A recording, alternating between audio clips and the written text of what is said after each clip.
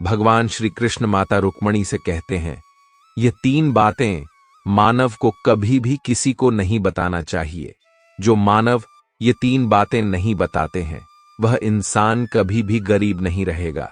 फिर माता रुक्मणी कहती है, हे प्रभु, वह कौन सी 3 बातें हैं जिसे जान लेने से इंसान को कभी भी दुखों का सामना नहीं करना पड़ेगा।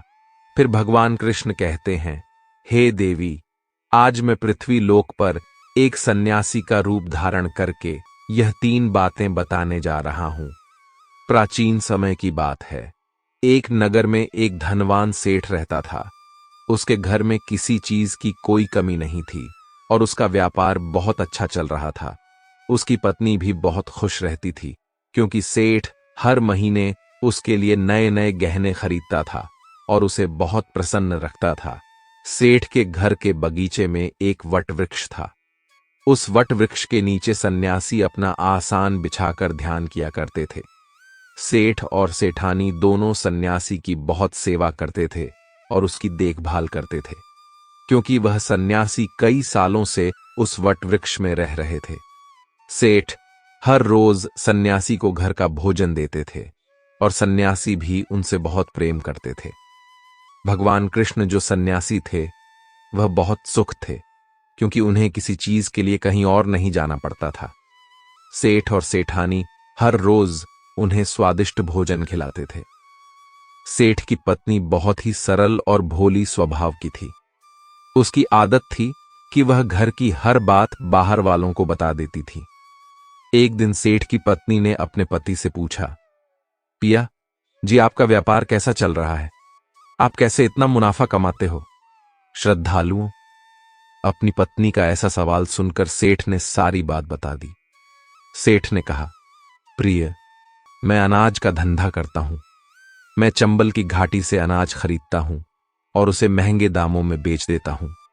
अपने पति की यह बात जानकर सेठानी बहुत प्रसन्न हुई। उसने सोचा, मेरे पति तो बहुत ही बुद्धिमान है। यह बात तो सारे नगर वालों को पता होनी चाहिए कि मेरे पति इतने बुद्धिमान हैं और इतना ज्यादा धन कमाते हैं।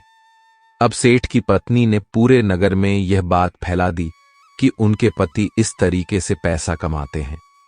अब क्या था, नगर के कुछ लोगों को जब यह पता चला कि सेठ किस प्रकार धन अर्जित करता है तो वे सभी भी अनाज का धंधा करने लगे। अब नगर के बहुत से लोग अनाज का व्यापार करने लगे हैं। सेठ जो पहले कम दाम में अनाज खरीदता था, अब वही अनाज महंगे दामों में बिकने लगा है। सेठ का धंधा थोड़ा कम चलने लगा, उसे मुनाफा नहीं होता और धीरे धीरे वह गरीब होता जाता है। सेठ का पूरा धंधा बैठ जाता है।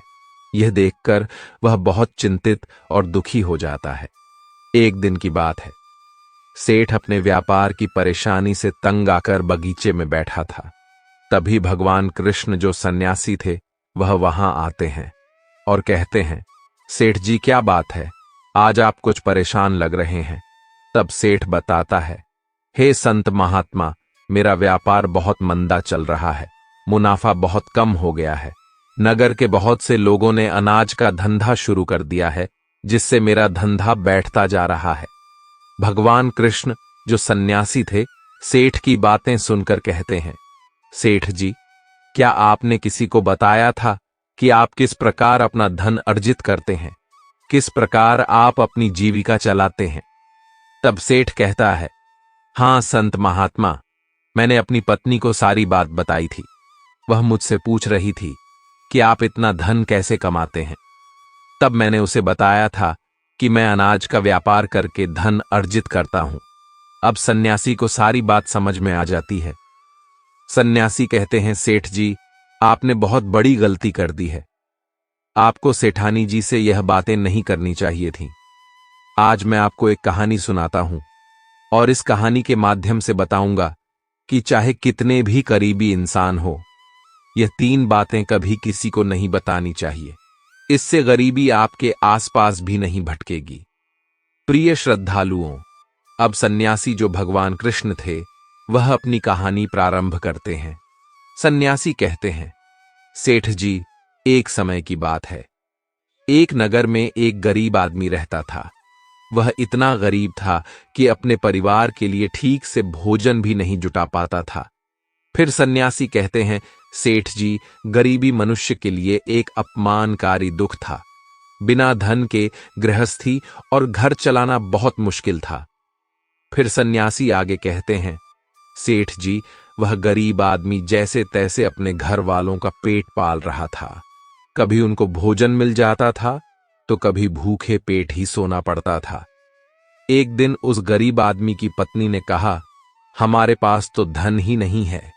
सुबह को खा ले तो शाम की उम्मीद नहीं है, शाम को खा ले तो सुबह की उम्मीद नहीं है। आखिर ऐसे कब तक चलेगा? मैं जैसे तैसे करके घर चला लूंगी, लेकिन आप धन कमाने के लिए परदेश चले जाइए। इस प्रकार से हमारे परिवार का गुजारा नहीं चलेगा। अगर हम कुछ नहीं करेंगे तो अपने बच्चों को कैसे पालेंगे? भूखे मरने से अच्छा है कि किसी की छोटी मोटी मजदूरी ही कर ले।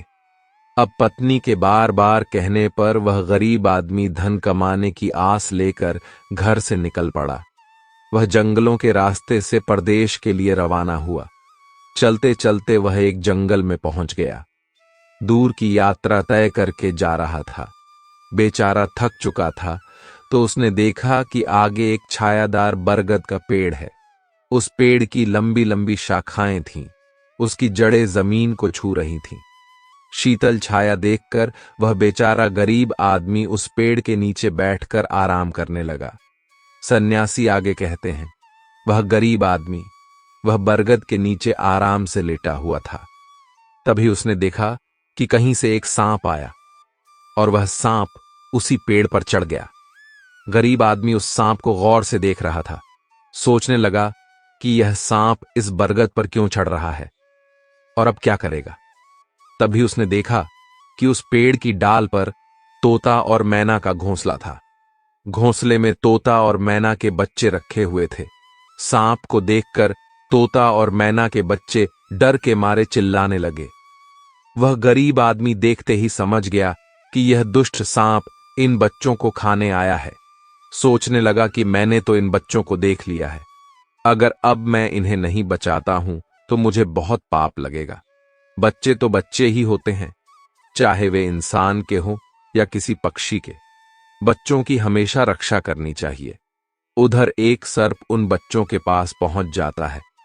तभी वह गरीब आदमी उठता है और फटाफट बरगद के पेड़ पर चढ़ जाता है। उसने उस सर्प को मार गिराया और नीचे फेंक दिया। फिर उसी बरगद के नीचे आकर लेट गया। तोता और मैना के बच्चे अपनी रक्षा करने वाले उस गरीब आदमी को मन ही मन बहुत दुआएं देने लगे। उसी समय तोता और मैना अपने बच्चों के पास आते हैं।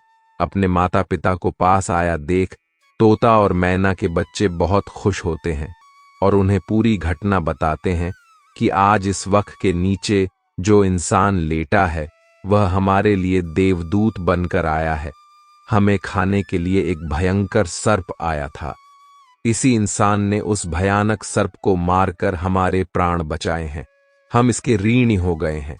अगर यह इंसान उस सर्प को नहीं मारता तो आज हम घोंसले में जीवित नहीं होते। इसका हम पर बड़ा एहसान हो गया है। अपने बच्चों के मुख से उस मुसाफिर की प्रशंसा सुनकर तोता और मैना बहुत खुश होते हैं। तोता और मैना उस गरीब आदमी के पास पहुंच जाता है और कहता है, हे मनुष्य, तुमने आज हमारे बच्चों की जान बचाकर हमें अपना ऋणी बना लिया है। आप कौन हो और कहां जा रहे हो?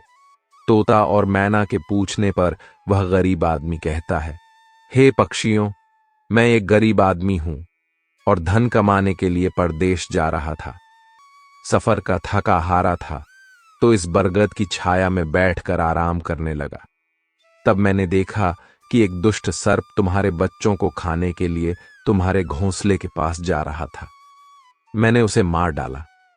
फिर तोता और मैना बोले, भाई, तुमने हम पर बहुत बड़ा उपकार किया है। संसार में सबसे बड़ी खुशी बच्चों से होती है। बच्चों से अधिक प्रिय तो किसी को कोई नहीं होता। आप भी तो धन कमाने अपने बच्चों के लिए ही जा रहे हैं। अब आपने हमारे बच्चों की जान बचाई है तो हम आपके बच्चों की भूख मिटाना चाहते हैं।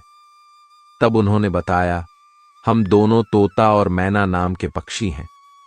हम हमेशा कीमती मोती खाते हैं और हमने सुना है कि यह मोती मनुष्यों के लिए बहुत मूल्यवान होते हैं। हम तुम्हें कुछ मोती देते हैं। तुम उन्हें बेचकर बाजार से कुछ खाने पीने का सामान ले आओ और आज से तुम यहीं रहकर हमारे बच्चों की देखभाल करते रहना। हम तुम्हें इसी तरह से रोज यह कीमती मोती लाकर देते रहेंगे। तोता और मैना की बात सुनकर वह गरीब आदमी खुश हो गया। सोचता है कि अगर हमें यही धन मिलेगा तो हम बाहर क्यों जाएंगे।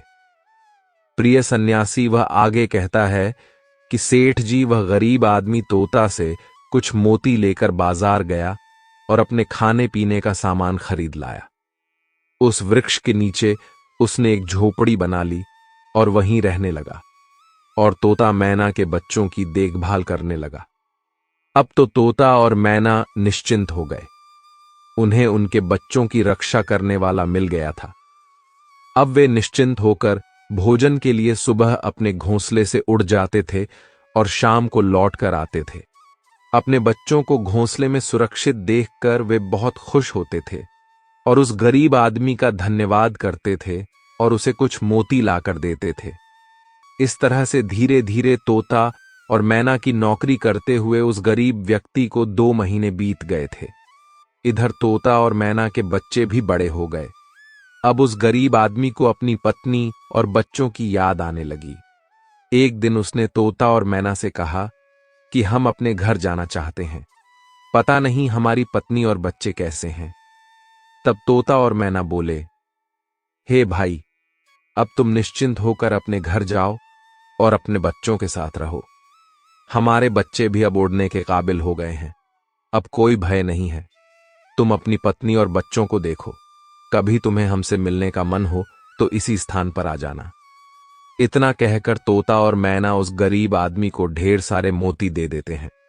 अब वह गरीब व्यक्ति उन मोतियों को अपने साथ लेकर अपने घर पहुंच जाता है। उसने वह मोती अपनी पत्नी को दिखाए तो उसकी पत्नी बहुत प्रसन्न हुई। उसने पूछा, पतिदेव, तुम यह कीमती मोती कहां से लेकर आए हो? तब उस आदमी ने बताया, मैं बीते 2 महीने से एक तोता और मैना की नौकरी कर रहा था। उन्हीं ने मुझे यह कीमती मोती दिए हैं। यह मोती बहुत कीमती और अनमोल है। इन्हें बेचकर हम अपना घर और बड़ा बनवाएंगे, अपने बच्चों को अच्छे कपड़े लाकर देंगे और तुम्हारे लिए भी नए नए गहने बनवाएंगे।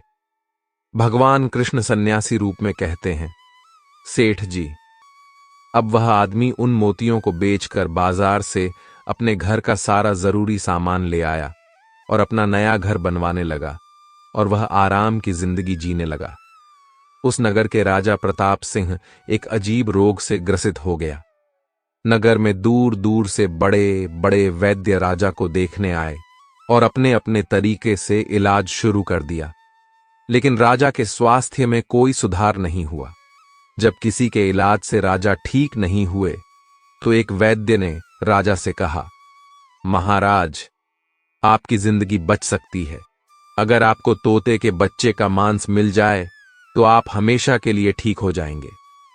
इस प्रकार वैद्य की बात सुनकर राजा प्रताप सिंह ने अपने राज्य में घोषणा करवा दी कि जो कोई उसे तोता लाकर देगा उसे सोने के सिक्के दिए जाएंगे। धीरे धीरे यह बात पूरे राज्य में फैल गई। सब लोग तोते की तलाश में इधर उधर लग गए, पर किसी को भी तोता नहीं मिला। एक दिन गरीब आदमी की स्त्री अपने पड़ोस में कुछ स्त्रियों के साथ बैठकर बात कर रही थी। कुछ घर गृहस्थी की बातें हो रही थीं। बातों ही बातों में तोते की चर्चा छिड़ गई। एक स्त्री बोली, बहन, क्या तुम्हें पता है कि राजा साहब ने तोते का बच्चा लाने का आदेश दिया है? तोता लाना कोई आसान काम नहीं है। जब गरीब आदमी की पत्नी ने सुना कि राजा साहब बीमार हैं और उन्होंने घोषणा की है कि जो कोई उन्हें तोता का बच्चा लाकर देगा उसे सोने के सिक्कों से मालामाल कर देंगे। ये सुनकर उस गरीब आदमी की पत्नी ने कहा, अरे बहनों, तोता लाना कौन सी बड़ी बात है। मेरे पति तो 2 महीने तोता और मैना की नौकरी करके आए हैं। वह एक नहीं, कई तोते ला सकते हैं। इतना कहने के बाद वह अपने घर चली गई। नगर की स्त्रियों ने उसकी बात सुनी और अपने पतियों से बताई। धीरे धीरे यह बात पूरे नगर में फैल गई। राजा ने भी सुना कि उनके राज्य में एक व्यक्ति है जो तोता और मैना के पास नौकरी करके आया है। राजा ने अपने सैनिकों को आदेश दिया कि उस आदमी को पकड़ कर लाएं और उससे कहे कि वह एक तोता का बच्चा लाकर दे। राजा ने कहा, इसके बदले हम तुम्हें मुंह मांगा इनाम देंगे। यह सुनकर वह आदमी घबरा गया और बोला, महाराज, आप मेरे प्राण ले लो, पर मैं आपको तोता का बच्चा लाकर नहीं दे सकता। मैंने तो उनकी जान बचाई थी। एक रक्षक भक्षक कैसे बन सकता है? उसके इनकार करने पर राजा प्रताप सिंह बहुत नाराज हुए और बोले, अगर तुमने हमारी बात नहीं मानी और तोता का बच्चा लाकर नहीं दिया तो हम तुम्हारी पत्नी और बच्चों को मरवा देंगे। फिर भगवान कृष्ण रूपी सन्यासी कहते हैं कि मनुष्य सबसे ज्यादा कमजोर तब पड़ता है जब उसके बच्चों की सुरक्षा की बात आती है। ऐसे में वह कुछ भी करने को मजबूर हो जाता है। राजा की बात सुनकर वह गरीब आदमी बहुत घबरा गया। उसने सोचा कि अब मुझे किसी भी तरह तोते का बच्चा लाकर राजा को देना ही होगा। वह घर आया और अपनी पत्नी को डांटने लगा, तुमने यह क्या कर दिया? तुम्हें बिल्कुल भी समझ नहीं है हम क्या करते हैं और कहां जाते हैं। तुमने यह बातें नगर की स्त्रियों से क्यों कही? धीरे धीरे यह बात राजा प्रताप सिंह तक पहुंच गई। अब बताओ मैं क्या करूं? जिन तोता और मैना ने हमें खाने को, भोजन, रहने को नया घर और पहनने को अच्छे वस्त्र दिए, मैं उनके साथ गद्दारी कैसे कर सकता हूं? तुमने यह बात उन महिलाओं को बताकर बहुत बड़ी भूल की है। वह व्यक्ति कहता है कि प्रिय, अपने घर की कुछ बातें दूसरों से कभी नहीं कहनी चाहिए। पहली बातें, आपके घर में कितना धन है और आपकी कमाई का स्रोत क्या है, यह बातें दूसरों से कभी नहीं बतानी चाहिए।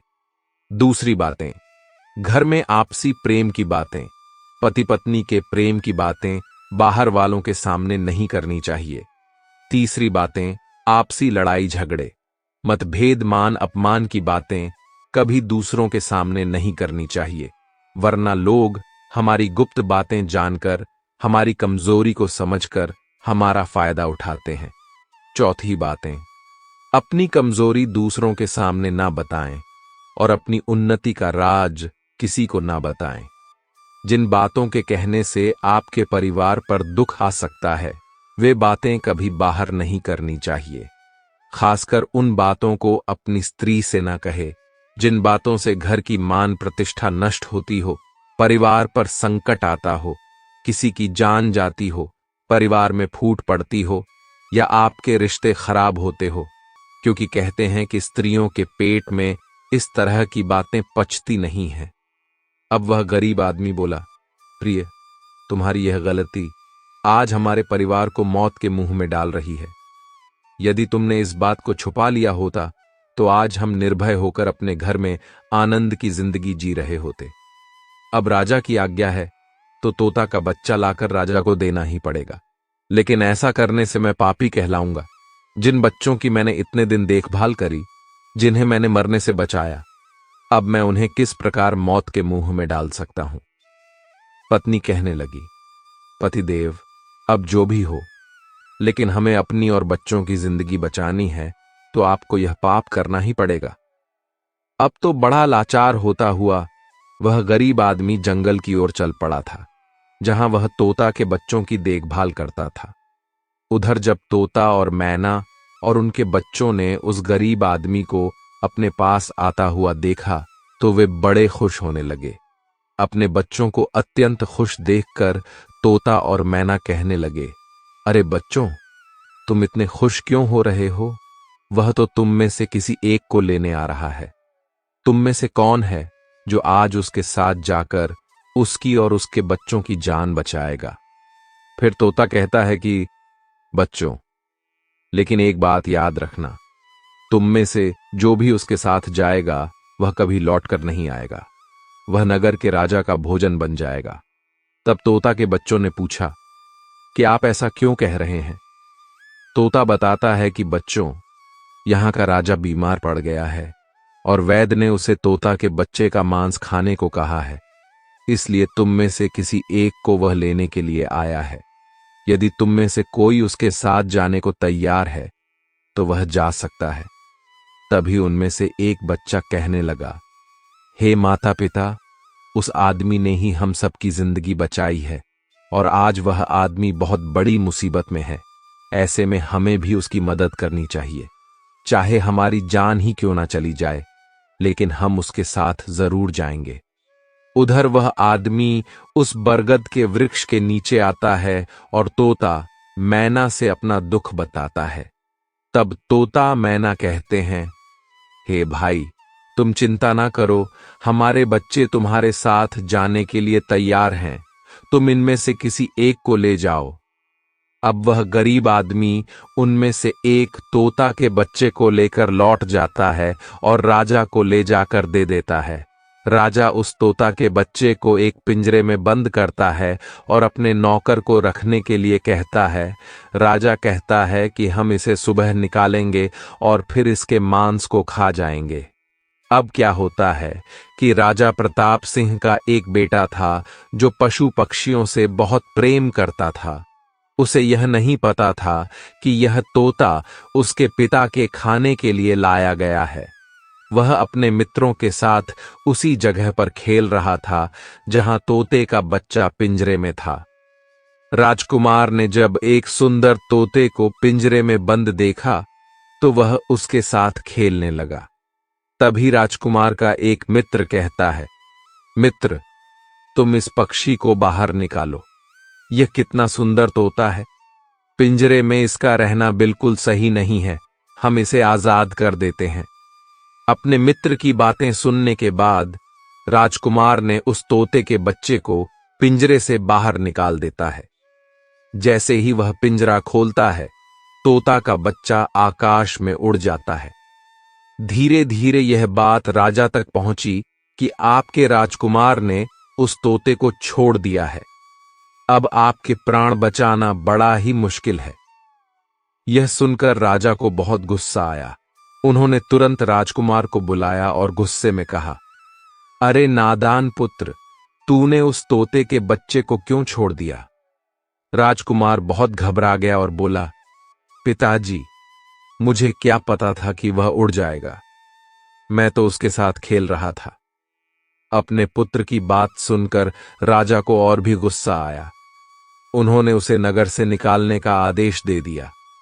अब राजा के सैनिक राजकुमार को नगर की सीमा से बाहर छोड़ देते हैं। उधर वह तोते का बच्चा उड़कर अपने माता पिता के पास पहुंचता है और उन्हें सारी बात बताता है कि राजा के बेटे ने उसे आजाद कर दिया है। तोता और मैना ने जब अपने बच्चे को देखा तो कहा, पुत्र के बेटे ने तुम्हें तो आजाद कर दिया, लेकिन वह खुद संकट में फंस गया है। उसके दुष्ट पिता ने उसे नगर से बाहर निकाल दिया है। अब उसकी जिंदगी की जिम्मेदारी तुम्हारे ऊपर है। तुम जाओ और उसकी मदद करो। तोता राजकुमार की मदद करने के लिए उसके पास पहुंच जाता है। राजकुमार उसे देखते ही पहचान लेता है। यह तो वही पक्षी है जिसे मैंने पिंजरे से आजाद किया था। राजकुमार कहता है, तुम्हारी वजह से मुझे मेरे पिता ने नगर से निकाल दिया है। अब तुम ही बताओ, मैं क्या करूं, कहां जाऊं? तोता कहता है, मित्र, तुम चिंता मत करो। तुमने मेरी जान बचाई थी, इसलिए मैं तुम्हारी मदद करने आया हूं। दुख सुख में अब मैं तुम्हारे साथ ही रहूंगा। अब राजकुमार खुश हो जाता है, क्योंकि उसे कम से कम एक साथी तो मिल ही गया था। अब तोता और राजकुमार दोनों एक दूसरे नगर में घूमने लगते हैं। चलते चलते वे दोनों एक सुंदर बगीचे में पहुंच जाते हैं। उसी बगीचे में वहां के राजा की पुत्री भी अपनी सहेलियों के साथ घूमने आया करती थी। उस राज्य के राजा की कन्या का नाम रूपमती था। राजकुमारी रूपमती बहुत ही सुंदर थी और उसकी खूबसूरती की चर्चा पूरे नगर में होती थी। राजकुमार और तोता उस बगीचे में बैठे हुए थे। तभी वहां राजा की कन्या रूपमती अपनी सहेलियों के साथ बगीचे में घूमने आती है। राजकुमारी को देखकर राजकुमार वृक्ष के पीछे छुप जाता है और तोता राजकुमारी के सामने पहुंच जाता है। राजकुमारी उस सुंदर तोता को देखकर मोहित हो जाती है। वह उसे पकड़ना चाहती है, लेकिन तोता उसकी पकड़ में नहीं आता। यहां राजकुमार राजकुमारी रूपमती की सुंदरता पर मोहित हो जाता है। कुछ समय बगीचे में टहलने के बाद राजकुमारी अपने महल में लौट जाती है। राजकुमार पूरी तरह से राजकुमारी पर मोहित हो गया था। अब तो उसे एक पल भी अच्छा नहीं लग रहा था। तब तोता ने कहा, मित्र, तुम चिंता मत करो। तुम जिसे चाहने लगे हो मैं तुम्हें उससे मिलवा दूंगा। राजकुमार बोला, मित्र, तुम मुझे किसी भी तरह उस राजकुमारी से मिला दो। मैं उसके बिना अब रह नहीं पाऊंगा। तोता बोला, मित्र, तुम मुझ पर भरोसा रखो। मैं पता लगाकर आता हूं कि राजकुमारी कहां रहती है और तुम उससे कैसे मिल सकते हो। अब तोता राजकुमारी रूपमती के पास जाता है। राजकुमारी के महल में चारों तरफ सैनिक तैनात थे, लेकिन तोता उड़ता हुआ ऊपर से जाता है और जाकर राजकुमारी के कक्ष के बाहर बैठ जाता है। तोता वहां से सब नजारा देखता है और सारी बात आकर राजकुमार को बताता है कि महल में जाकर राजकुमारी से मिलना बहुत मुश्किल है। तोता कहता है, तुम एक काम करो, अपना रुमाल मुझे दे दो। मैं तुम्हारा रुमाल आज राजकुमारी के पास पहुंचा दूंगा और उसकी चुनरी ले आऊंगा। अब रात में तोता राजकुमार का रुमाल लेकर राजकुमारी के पास रख आता है और राजकुमारी की चुनरी साथ ले जाता है। सुबह जब राजकुमारी रूपमती जागती है तो देखती है कि उसकी चुनरी गायब है और उसके पास एक रुमाल रखा हुआ है। राजकुमारी तुरंत समझ जाती है कि रात में कोई पुरुष उसके कक्ष में आया था। उसने देखा कि उसकी चुनरी गायब है और उसकी जगह किसी पुरुष का रुमाल रखा हुआ है। राजकुमारी बहुत व्याकुल हो जाती है और अपने सभी सिपाहियों को सावधान कर देती है। वह सिपाहियों से पूछती है कि रात में उसके पास कौन आया था, लेकिन किसी के पास कोई जवाब नहीं होता। अब राजकुमारी के कक्ष की सुरक्षा और बढ़ा दी जाती है। अगली रात फिर से तोता राजकुमारी के कक्ष में जाता है और अपने मित्र द्वारा लिखी हुई चिट्ठी को राजकुमारी के पास रखा आता है। अगले दिन जब राजकुमारी जागती है और चिट्ठी पढ़ती है तो उसमें लिखा होता है कि राजकुमारी, मैंने जब से तुम्हें देखा है तब से मैं तुम्हारा हो गया हूं। मैं तुमसे विवाह करना चाहता हूं। अगर तुम्हें मुझसे मिलना है तो तुम अपने बगीचे में आ जाना, मैं तुम्हें वहां मिल जाऊंगा। अब राजकुमारी अपनी सहेलियों को लेकर बगीचे में जाती है, लेकिन वहां उसे कोई पुरुष नजर नहीं आता। वहां तो सिर्फ वही तोता घूम रहा होता है जिसे उसने उस दिन देखा था। तोता राजकुमारी से कहता है, राजकुमारी, तुम जिसे देख रही हो मैं तुम्हें उससे मिला सकता हूं, लेकिन पहले तुम मुझे वचन दो कि तुम यह बात अपने पिता से नहीं कहोगी और मेरे मित्र को बंदी नहीं बनाऊंगी। राजकुमारी ने वचन दिया कि वह उसे बंदी नहीं बनाएगी। मुझे उससे मिलाओ। मैं भी देखना चाहती हूं कि वह कौन है जो इतने सख्त पहरे के बावजूद भी मेरे कक्ष में पहुंच गया। तब तोता ने अपने मित्र राजकुमार को बुलाया। राजकुमार भी देखने में बहुत सुंदर था। उसकी सूरत देखकर राजकुमारी भी उस पर मोहित हो गई। तब राजकुमार आता है और राजकुमारी के पास बैठकर बड़े ध्यान से उसके सुंदर चेहरे को निहारने लगता है। राजकुमारी ने पूछा, तुम कौन हो और इतने कड़े पहरे के बाद भी तुम मेरे कक्ष तक कैसे पहुंच गए? राजकुमार बोला, प्रिय, जब दिल में प्रेम होता है तो कोई भी कार्य असंभव नहीं होता। जब से मैंने तुम्हें देखा है तब से मैं तुम्हें प्रेम करने लगा हूं और तुमसे विवाह करने की इच्छा रखता हूं। जब राजकुमारी ने पूछा कि तुम कौन हो और कहां से आए हो, तब राजकुमार ने अपनी पूरी कहानी उसे सुनाई। राजकुमार की कहानी सुनने के बाद राजकुमारी के मन में उसके लिए सहानुभूति हो गई। अब तो रोजाना राजकुमारी रूपमती उस राजकुमार से मिलने उस बगीचे में आया करती थी। एक दिन राजकुमारी ने कहा, राजकुमार, मेरे पिता तुम्हारे साथ मेरा विवाह कभी नहीं करेंगे, इसलिए मैं तुम्हारे साथ भाग चलती हूं और कहीं दूसरी जगह चलकर हम अपना विवाह कर लेंगे और आनंद पूर्वक रहेंगे। अब वही होता है। राजकुमारी उस राजकुमार के साथ घोड़े पर सवार होकर भाग जाती है और काफी दूर जाने के बाद वे एक झोपड़ी बनाते हैं और विवाह करके दोनों साथ रहने लगते हैं।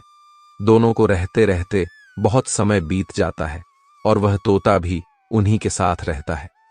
भगवान कृष्ण सन्यासी रूपी में कहते हैं, सेठ जी, उसी राजकुमार की झोपड़ी में किसी तरह से आग लग जाती है और उसी आग को बुझाने के चक्कर में उस तोते का एक पंख जल जाता है। तब तोता ने कहा, देखो मित्र, अब आप अपने घर चले जाइए। अब आपके पिता का गुस्सा भी शांत हो चुका होगा। अब आपके पिता आपसे कुछ नहीं कहेंगे। जब वह आपको अपनी बहू के साथ देखेंगे तो वह आपको माफ कर देंगे। मेरा तो एक पंख जल गया है, मैं अब उड़ नहीं सकता, इसलिए मैं कुछ दिन तक यहीं रहकर अपने पंख होने का इंतजार करता हूं। जब मेरा पंख दोबारा उग जाएगा तो मैं आपसे मिलने के लिए जरूर आऊंगा। इस प्रकार से वह दोनों राजकुमार और उसकी पत्नी अपने नगर के लिए चल देते हैं। चलते चलते रास्ते में एक नदी पड़ती है। उस नदी पर एक नाविक नाव चलाता था। राजकुमार अपनी पत्नी को लेकर नाव में बैठ जाता है। जैसे ही नाव नदी के बीच में पहुंचती है तो राजकुमार देखता है कि एक चूहा बार बार नाव पर चढ़कर आता है, लेकिन वह नाविक उसे हटाकर नदी में गिरा देता है। कई बार उस चूहे को नाविक ने हटा दिया था। तब राजकुमार कहने लगा, अरे, यह बेचारा इस प्रकार से तो जल में डूबकर मर जाएगा। इसे अपने प्राणों की रक्षा करने के लिए इस नाव पर चढ़ रहा है, इसे चढ़ जाने दो। जब राजकुमार ने नाविक से कहा कि आप इस चूहे को चढ़ जाने दें, तो राजकुमार के कहने पर उस नाविक ने उस चूहे को अपनी नाव पर चढ़ जाने दिया। जैसे ही चूहा नाव के अंदर गया, वह अंदर जाकर छुप गया। थोड़ी देर बाद उन्होंने देखा कि नाव के अंदर धीरे धीरे पानी आने लगा। उसी चूहे ने नाव को काटकर उसमें छेद कर दिया था, जिससे नाव में पानी भरने लगा। जब नाव में पानी बढ़ने लगा तो नाव पानी में डूबने लगी। धीरे धीरे जब नाव पूरी तरह डूब गई तो उसी समय राजकुमारी और राजकुमार पानी में बहने लगे। पानी के बहाव से राजकुमार बहुत दूर पहुंच गया और राजकुमारी रूपमती भी उसी पानी में बहती हुई राजा के बगीचे में जा पहुंची। बगीचे में रहने वाला माली जब राजकुमारी को बेहोश अवस्था में नदी के किनारे पड़ा देखता है तो वह जाकर राजा को यह खबर देता है। राजा जब सुंदर लड़की को देखता है तो वह उस पर मोहित हो जाता है और सुंदर राजकुमारी को देखकर उसे अपने महल में ले आता है और राज्य वैद्य से उसका इलाज करवाता है। कुछ दिन बीतने के बाद जब राजकुमारी ठीक हो जाती है तो एक दिन वह देखती है कि राजा उसके करीब खड़ा है। राजा ने पहले ही राजकुमारी रूपमती के चेहरे को निहार रखा था। अब वह राजकुमारी से विवाह करना चाहता था। राजा कहने लगा, हे राजकुमारी, तुम्हारा भी इस दुनिया में कोई नहीं है। अब तुम हमारी पत्नी बन जाओ, तुम हमारी रानी बन जाओ और हमारे महलों में बड़े आराम के साथ रहो। राजकुमारी रूपमती बहुत ही बुद्धिमान थी। उसने अपने मन में विचार किया कि यदि वह इस समय राजा को विवाह करने से मना करती है तो राजा उसके साथ जबरदस्ती करेगा। इसलिए उसने राजा से कुछ दिनों के लिए समय मांग लिया। रूपमती बोली, राजा साहब, थोड़े दिन ठहर जाओ, उसके बाद मैं तुमसे विवाह कर लूंगी। अब राजकुमारी उसी राजा के महल में रहने लगी और गरीब असहाय लोगों को भोजन करवाने लगी। उधर अब क्या होता है, उसका जो पति था, राजकुमार जो पानी में बह गया था, वह बेचारा मुसीबत का मारा हुआ इधर उधर घूमता हुआ उसी जगह पर भोजन की तलाश में पहुंच जाता है। जहां राजकुमारी गरीबों को भोजन कराती थी, वहीं राजकुमार भी पहुंच गया। राजकुमारी ने उसे देखते ही पहचान लिया और उसकी आंखों में आंसू आ गए। राजकुमारी ने राजकुमार को एकांत में बुलाया और सारी बात बताई। उसने कहा, हे स्वामी, आप यहां आराम से रहिए और इसी राजा की नौकरी कीजिए। जब हमें मौका मिलेगा तब हम यहां से भाग चलेंगे। राजकुमार उसकी बात से सहमत हो गया और राजा का नौकर बनकर महल में रहने लगा। वह राजकुमारी रूपमती की सहायता करने लगा और गरीबों को भोजन परोसने लगा। लेकिन राजा को यह नहीं पता था कि राजकुमार उसका पति है। राजा तो उसे अपना नौकर समझता था। इस प्रकार राजकुमारी रूपमती राजकुमार के साथ पक्षियों को दाना चुगा थी। एक दिन वही तोता राजकुमारी के यहां दाना चुगने आया। अब उसके नए पंख निकल आए थे। जब उसने दाना चुगने आया तो राजकुमार और राजकुमारी को पहचान लिया। राजकुमारी रूपमती ने तोता को देखा तो उसकी आंखों में आंसू झलक आए। उन्होंने तोता को पूरी कहानी सुनाई कि वे इस प्रकार से यहां फंस चुके हैं और राजा को भी नहीं पता कि वे पति पत्नी हैं। तब तोता कहने लगा, हे राजकुमार, आप चिंता मत करो। आज रात राजा के सभी सैनिक सो जाएंगे, तब हम तुम्हें यहां से निकालकर तुम्हारे पिता के घर पहुंचा देंगे। वही हुआ जो होना था। जब रात होती है तो राजा के सभी सिपाही गहरी नींद में सो जाते हैं। जब सभी सैनिक सो गए तो उसी समय राजकुमारी और राजकुमार महल से निकल पड़े। रात के अंधेरे में वे राजकुमार अपने पिता प्रताप सिंह के राज्य में पहुंच गया। राजकुमार अपनी पत्नी को साथ लेकर अपने पिता के पास पहुंचा। उन्हें देखकर राजकुमार का पिता बहुत प्रसन्न हुआ। उसे अपनी करनी पर पश्चाताप हुआ कि उसने अपने पुत्र को नगर से निकालकर बहुत बुरा किया। वह बार बार अपने पुत्र से क्षमा मांगता है। तब राजकुमार ने बताया, हे पिताजी, मेरी रक्षा उसी तोते ने की जिसे आप मारकर खाना चाहते थे। उसी ने मेरे प्राण बचाए हैं और मुझे शत्रुओं से छुटकारा दिलाया है। राजकुमार के मुख से तोते की बात सुनकर राजा बहुत प्रसन्न हुआ और उसी दिन से राजा ने प्रण किया कि आज से हमारे राज्य में कोई भी पशु पक्षियों को नहीं मारेगा और सभी लोग उन्हें दाना देंगे। इतनी कहानी सन्यासी सेठ जी को सुनाते हैं और बताता है कि देखा, सेठ जी, इस प्रकार कुछ बातें बताने पर जीवन में घोर संकट आ सकता है, इसलिए यह बातें किसी को भी नहीं बताना चाहिए। जैसे आपने अपनी पत्नी को बताया कि आप किस प्रकार धन अर्जित करते हैं और आज आपका व्यापार खतरे में है। प्रिय श्रद्धालुओं, सेठ जी को अपनी गलती का एहसास होता है और वह अपनी पत्नी को समझाते हैं कि तुम इन बातों को किसी को मत बताया करो। फिर भगवान कृष्ण कहते हैं, हे देवी, हमारी आज की यह कहानी यहीं समाप्त होती है। उम्मीद है आप सभी को यह वीडियो अच्छी लगी होगी। अगर आप भगवान कृष्ण के सच्चे भक्त हैं तो चैनल को सब्सक्राइब और वीडियो को लाइक करके कमेंट में जय श्री कृष्णा अवश्य लिखें।